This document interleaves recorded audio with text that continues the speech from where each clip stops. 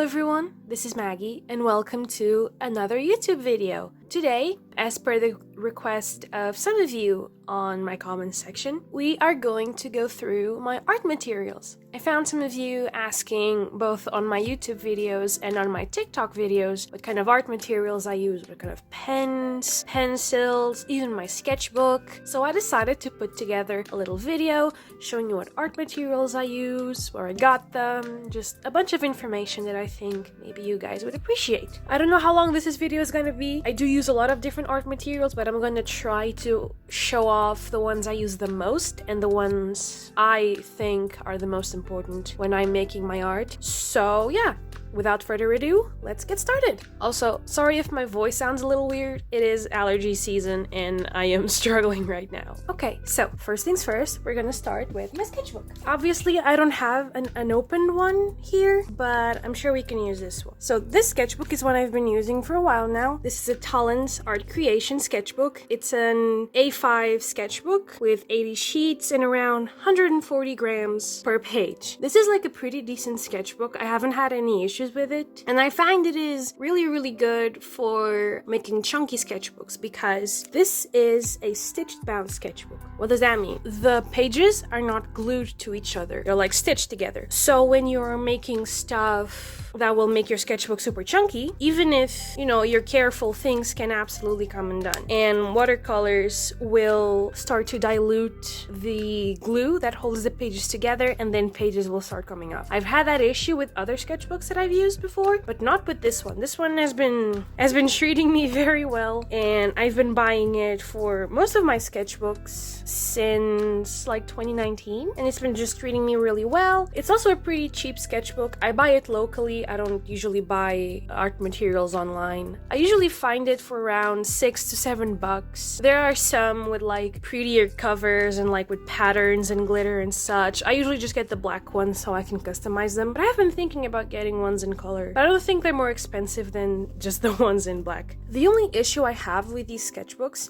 is that their pages are off-white, and I usually like to draw on like clear or colder shades of white. That's pretty much the only thing that I don't really like about this sketchbook, but it's also something that I've kind of learned to embrace and work with, so if you don't pay too much attention to it, it's really not a big deal. So coming up, we're gonna talk about pens and how I use the cheapest stuff ever.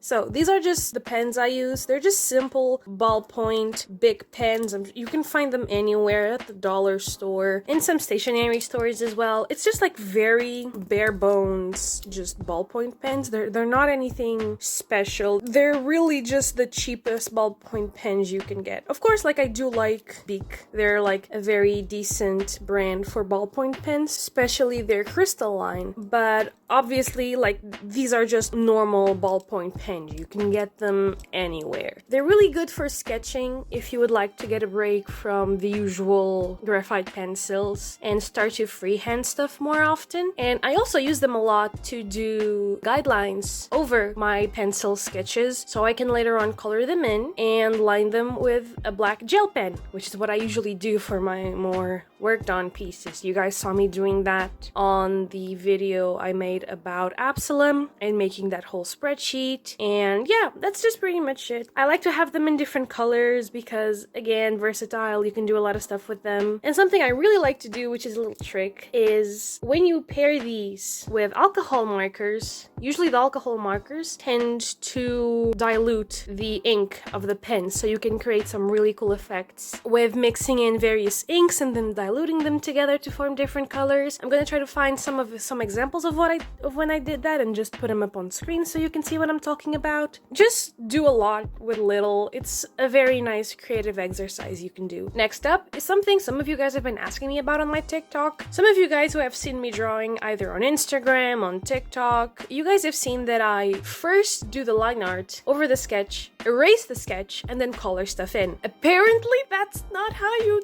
do that? It's always how I've been doing my own drawings, so I've never had like issues with it. Apparently, since that's such an amazing thing to do, I'm gonna show you what pen I use to do line art that doesn't bleed and doesn't get smudged when you erase it. This is the pen I use to do line art. It's a Uniball Signo pen in 0.7. This is just a very cheap pen that I like to bulk buy since I can only find it in one stationery store. I don't know why it's not sold anywhere else, but I really like it. It's never failed me. I have a bunch of them stored away. At least for doing line art, I am a very big defender that gel pens are just so much better than ink pens like Figma and Sakura. I have tried those pens before. I have had just such bad experiences with them. The ink takes forever to dry, it smudges very easily, and sometimes the pigment just comes off the page and it's just a hassle to deal with. I've never had that issue with these pens. They're just regular ballpoint pens. They're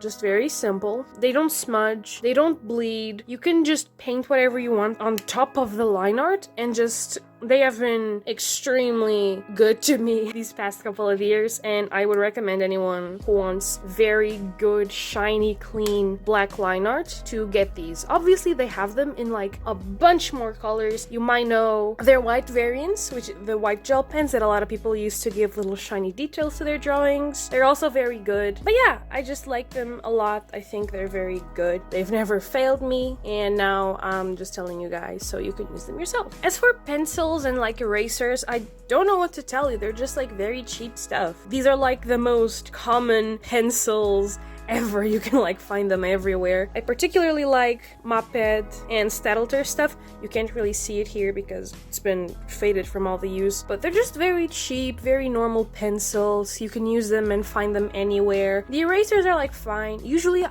when I'm picking erasers, I do try to find ones that are first non-colored. Yes, the colored erasers are really pretty, but they're gonna absolutely smudge your drawings. And they need to be very soft, very malleable. If it's like a very thick and sturdy eraser, then options are they're not going to erase that well and they're just going to like rip your paper. So I do like very flexible erasers, very nice squishy ones, because they don't tend to run into all the problems that other erasers do, like smudging your paper, ripping it, etc, etc. Just very bare bones stuff. I don't have much to say here. If you guys have seen my art, you also know that I draw with a lot of highlighters and do a lot of work with them. The honesty is that I don't really have a specific set of highlighters. These are the ones I have on my pencil case. They're the ones I use the most. And you can see that they are very much just random highlighters that I like acquired over time. We have some Stabilo ones. I remember this one was from Faber-Castell. This one's from like a local brand called Note. This one is from Beek as well. I don't really go looking for specific brands when it comes to highlighters. Obviously, I know the Stabilo ones are the more famous ones. They're like the more recognizable ones because they've been in the market for so long. But honestly,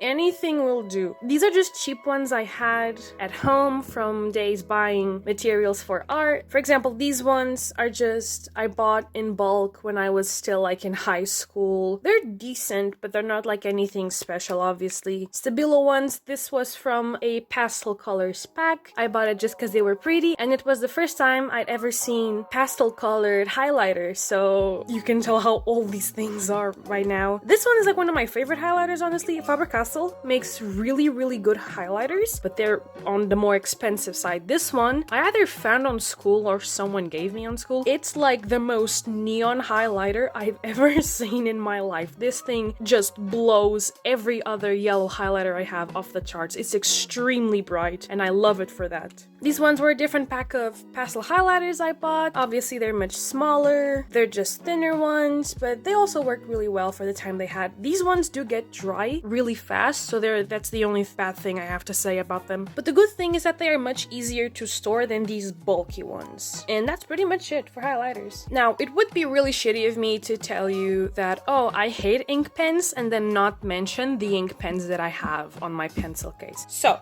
I did buy them for a very long time, but I stopped buying them when I just had too many stashed away. So these are kind of older ones. For ink pens, I usually go for the Faber-Castell ones. I especially like their F and FM pens, the 0.5 ones. They're just like very nice on the thicker side pens that I use for little details after everything is done, or to do a thicker outer line art on already finished pieces. These I only find being sold in packs, which kind of sucks because you have to pay, because you only want like a specific type of pens, but then you have to buy a whole set. They probably are sold separately, but I just haven't found them yet. Yeah, and that's pretty much it. I don't use them a lot because again, I'm a gel pen lady, but these are really good. If there's any ink pens that I stand by, these are the ones. I'm gonna kind of do a rapid fire through some other stuff that I have on my pencil case that I think helps my art a lot, so you can find them as well. So when a white gel pen just isn't enough, I do have a white acrylic paint pen. I have tried Poshkas before. I am so sorry. I cannot. They never work with me. They're always super watery. I shake them, I pump them, I do everything I can remember to do. They just don't work. Obviously, the RTX ones are very, very nice. I did a video on them that you can go check out here if you'd like. But yeah,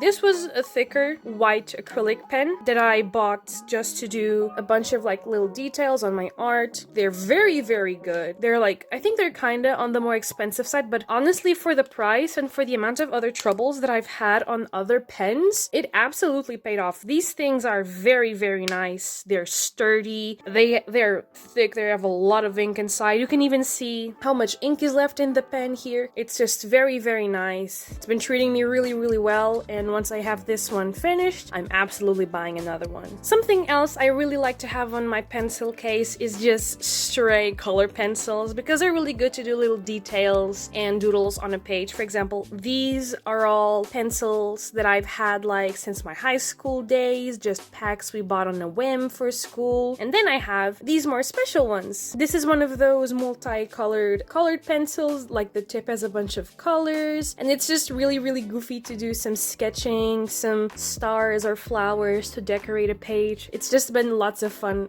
having this one. I bought this one, I think it was at an art museum, but it does have a brand there you can absolutely look up and find it. So yeah, just really nice little thing to have. It kind of works the same way as I work with my highlighters. You just have a bunch of random ones in your pencil case because they're gonna come in handy someday. Another thing I really like to have on my pencil case is just a clear alcohol marker. This one's the brand has gone, like, it's just gone because I've had this pen for so long, but I think this was Graph It alcohol marker, because they do have this line that is like dual tipped, and they're just very, very nice markers. I do recommend for these ones, you just buy one single pen that you use for everything, and if you ever run out of ink, do not buy another one. Usually the way I refill my colorless alcohol markers is that I just get acetone, I pull the tip out and I dump a little into the hole, I put the tip back in, I let it sit upside down for a while, and it just works again. It honestly works better than the regular alcohol they have, because like if there's no pigment in these pens, you don't need to go buy a brand new pen. And usually, at least this line of graphite, the tip comes off if you like pull it with like pincers. So you can just pull out the tip, you can drop in some acetone, some alcohol, whatever you have, and they can just work like that. Absolutely. I use them a lot to draw details on top of receipts. I had a TikTok talking about that, which was a little trick I had for making quick little details on backgrounds that I filled with store receipts, and it's just a very nice thing to have at hand, honestly. Okay, rapid fire is over. Next up, we're gonna talk about coloring and stuff. Okay, I'm gonna start with the big boys because this is the more complicated stuff to explain. These are my alcohol markers. I am not a Copic lady. I'm not a Winsor & Newton lady. I stick with anything that works. So obviously you can see I have a bunch of different brands and colors and lines on my little personal alcohol marker case, I guess you can say. So I'm gonna take out a few of them so we can talk about them. So for alcohol alcohol markers, I usually go with 3 different brands. I do have my Copics. They were the first alcohol markers we had here where I live, and they were just like the big, like, oh, to be a professional artist, you need to have Copics, which, like, I think we're far past that now. But it's also been just really fun to, like, see the brand grow and get competition. And I do really like these pens. Obviously, they're more on the expensive side, but they have been serving me very well. The only thing that I don't like about Copic, maybe it's just on this specific line, the Copic heyoo, is that the colors dry really dull. And in some pieces that's good, but for the art that I make, which is like super saturated and colorful, some of these pens are just not the best choice for what I like to make. Still, a very nice asset to have on your pencil case. Another brand I really swear by is, again, these are kind of old, you're gonna have to excuse me, Graphite. They are very good, and they're like much cheaper than the Copics, and they're like massive. They're double tipped as well. They have these finer tip and these larger ones. They're just very nice brands. They are much more saturated, and I just love them for it. They're just a very nice brand that I haven't been able to find anywhere else, honestly. Next up, we have Winsor & Newton. I've mostly only known this brand for their watercolors, but I've also seen that they had alcohol markers as well. They're also dual tipped. They have these brush tips, and then they also have thicker marker tips. These are very good. I do really like these pens, but the only issue I have with them is that the ink compared to the label is not that great. Like, if you want to buy these pens, you definitely have to try them on in the store before you buy them, because sometimes the colors you pick are not the colors that you get. They're really tricky on that, but also they're much cheaper. These are like $3 when Copics are usually around $5.20, around that. The quality is very good, and I recommend them a lot. This one's a bit of a tricky one. These are alcohol markers that I found at like a dollar store. I've never heard of this brand. I don't know what they are. I don't know what they do, but these were alcohol markers for 99 cents. Now, I saw this and I was going insane because there's no way that this would work well. So I bought 3 of them to try out, and I'm happy to say I was pleasantly surprised. These have more felt tip, harder brushes, and they also have just a big marker brush on the end. But color-wise, they are just as good. Obviously, this is a pastel color, so I was expecting it to be very on the lighter side, but they are really nice. They dry really well. The color is pretty close to what's on the cap, and they have a bunch of them as well, and obviously 99 cents. That's insane. Very happy for this find. I can't find them anywhere else, so if I do want to get them, I do need to go to that specific store, which is a little annoying, but honestly, it's better than paying $5 a pen. Obviously, now that the alcohol marker craze is more on the well-known side, it's not so much as an artist-only thing, you do start to find a lot of them being sold on the cheaper side. For example, I found this pack of 12 pens for, I think it was $5 at the time, or 6. It was just like very nice. Obviously, they are white branded ones. They are on the cheaper side. They're also like dual tipped. Again, just a very sturdy marker end. And then you also have a brother one, a border, whatever. And they do have like a bunch of colors here. And I think for a beginner, if you do not want to spend like $3 or $5 a pen, these will do just fine. These are like, it's really hard to go wrong with alcohol markers, honestly, because I think they're just so easy to make. And I think a lot of people just kind of get them right on the first try. I've yet to had a bad experience with a white brand alcohol marker. I bought this pack not expecting it to be that great, and now I keep using them every once in a while. Also just has a little handle, very nice presentation, it locks, just good stuff, very good stuff. Okay, alcohol markers are done. Now let's get on to water-based ones. If you've been around my channel, you've heard me talk about a brand called Giotto. These are practically Europe's Crayola. They are an Italian brand for usually high school or like kind of child art supplies. They have pens, they have colored pencils. They're very much on the child-friendly side, but I defend these. These are really good pens. They have never let me down. The colors are very nice. Just very compact, very chill. Again, they're just like the Crayola of Europe. Just very nice, very sweet. Obviously they have tips on the harder end, but just very, very nice stuff. And obviously, since they are kind of more aimed for children, they are pretty much on the cheaper side. This was a 24 pack that I bought for like 12 bucks or something, 14. They work really well. They've been in my life for as long as I can remember, and I just keep buying them because they are just very good quality, which I was never expecting from them. I also have watercolors. I had color pencils from them a while ago. It is a kids brand, I assume, but they have never let me down. This is a very good brand. And Giotto, if you want to sponsor me, please. I've been talking so well about you guys. Please sponsor me. Okay. Okay, we're done talking about pens now. We're gonna talk about color pencils. I did talk a little bit about the ones I had in my pencil case. I don't usually draw with pencils anymore. I'm usually more of a marker person. But these are the ones I've had since I was like 15. They're a 24 pack from Stadtler. Obviously, they are very much on the worn side. I do need to buy a new pack if I want to ever like get back into these, but they've just been really, really nice as well. They have this like triangular shape, which is really nice for holding. They do give me like a lot of pain in my fingers. I'm not sure why. I think it's because like the coating tends to get like very sticky as time goes on. Again, it's kind of a kid's brand. You even have like to put your name on the pencil so you lose it in class. Again, they've just been very nice and very on the cheap side. Obviously, they're not like extremely pigmented. Don't be expecting anything Caran d'Ache levels of quality, but they are just very nice pencils. And again, if you know what you're doing and you have technique and like the basics of knowing how to color, anything will do. I do heavily defend that it's more about what you know how to do with your materials than the materials themselves. I do understand that like, oh, it's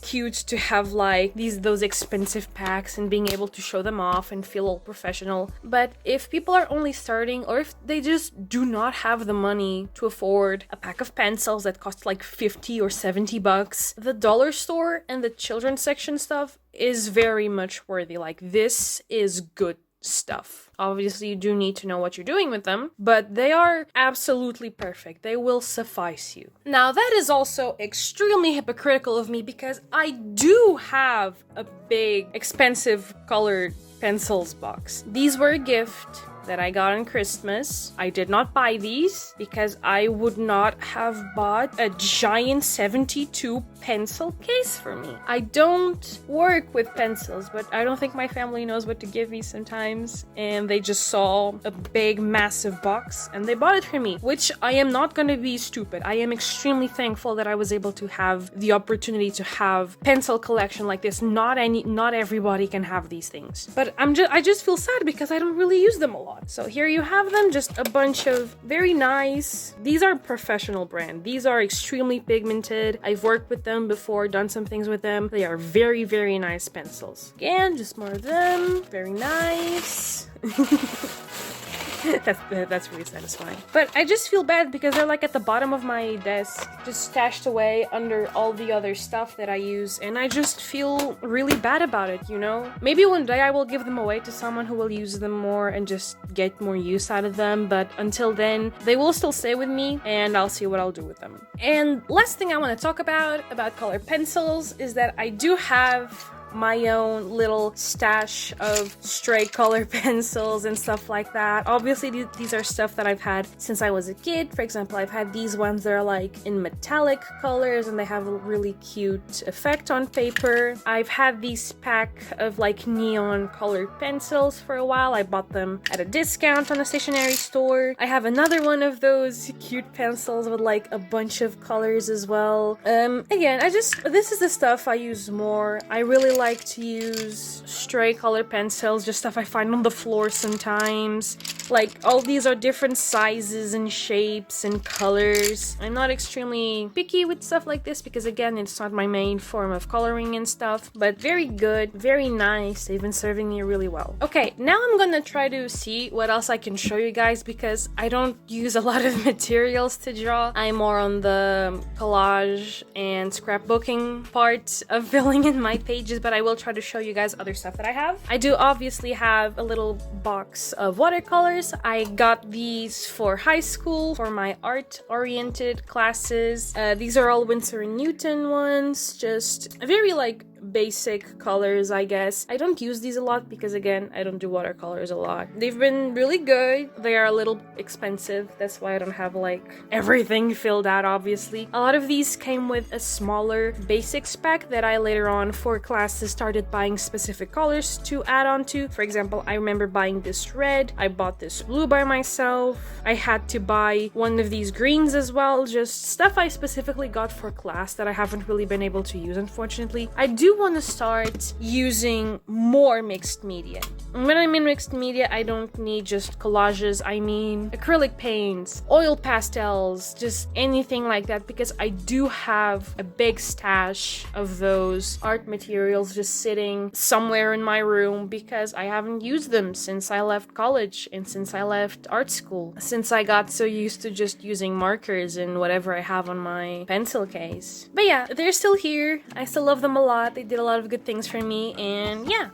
Now, something else I think I should really talk about, because again, you guys have seen my sketchbooks, is what kind of glue do I use? And I'm very, very specific on that kind of stuff. So, I am a very big heyoo lady. This glue is the best thing that has ever happened in my life. Obviously, this tube is kind of going to shit. I've been using it a lot lately. The ones I usually get are like the massive ones. Like, I will try to like throw a pic of it on screen because I love it. I love it so much. And obviously, with the amount of gluing stuff down that I do and scrapbooking, this is gonna go so fast. Like, this is going to disappear in like a month or two. I'm telling you. For liquid glue, I genuinely only trust these guys. Every other liquid glue that I've had, it's just super watery, it dries super shiny and not sticky at all. It just sucks, or it's just super watered and just melts every color or paper that I put it on. It's just really sad. For glue sticks, I usually also go with heyoo, but lately I've been using this brand. I don't really know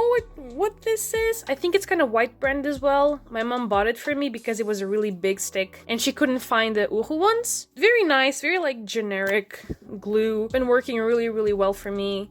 I don't know what else to tell you. It's kind of just glue. But yeah, I am a very big heyoo lady. These things work so well. I'm a huge fan of them. Please sponsor me. Anyways, something else I'm gonna tell you guys about is like not so much for my sketchbooks, but for general art projects that I make. Sometimes I do paint stuff with acrylic paints and I need to put a thick like layer of protective sealant on top of stuff so it doesn't smudge. So for that, I have two options. First off is this Prit glue. Now, I know what you're thinking. That's glue. That's not sealant. But you see, that's how they get you. This glue is awful. I hate it. You can see that I still have a bunch of it left, but I've been using it as a sealant because when this dries, it gets super smooth and shiny. So it's almost like Mod Podge, which I was really unhappy to learn that I did not have glue anymore, but I had a sealant. And I've been using it sometimes. I'm gonna throw some pics on screen of like stuff I've used it for. You can see that the drawing is like super shiny and it is sealed. Like this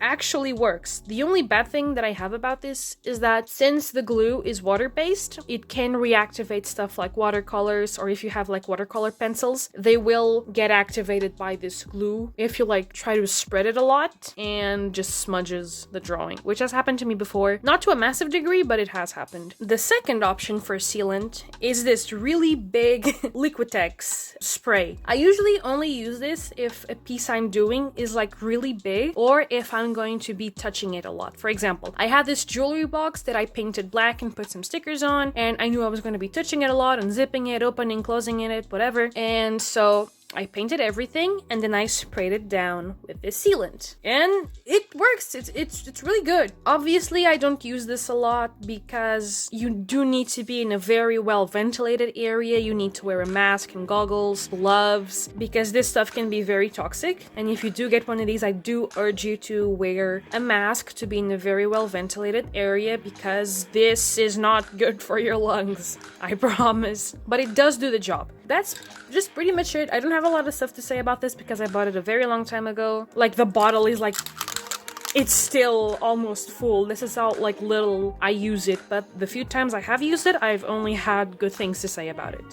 And I think that is pretty much it. Again, not a very long video, but I wanted to talk about it since I've seen a lot of people ask me what kind of art materials I use. And in my videos, I usually do have my sketchbook listed in the description, the brand of it and everything. I don't think a lot of people saw it, so because people kept asking me about it. Hopefully this answers all your questions. And yeah, like, follow, share, blah blah blah, YouTube words. If you want to follow me on my other social medias, I'm gonna throw them up on screen. Also, I forgot to mention this in the last video. I did write it on screen, but I didn't talk about it. We have a Discord server now. It's open. Anyone can join. I'm gonna put the link in the description. There, we usually just talk about art I make, what other projects I've been making. Lately, I've been really into coding. I do have my own NeoCities website where I keep my portfolio, my OCs, archives of stuff that I like, that I found on the internet. So if you want to learn more about me and my characters, you can go over there and you can see them. It's been something that I've been working on for a really long time now, and it's been a bit of a learning curve. But I am super proud of how it's been turning out, and it would mean the world if you guys went there and left some nice comments. But yeah, that's pretty much it. Follow my socials, my website, join the Discord server if you want to do that, of course. And yeah, that's pretty much it. Thank you so much for watching, and I will see you in the next one. Bye!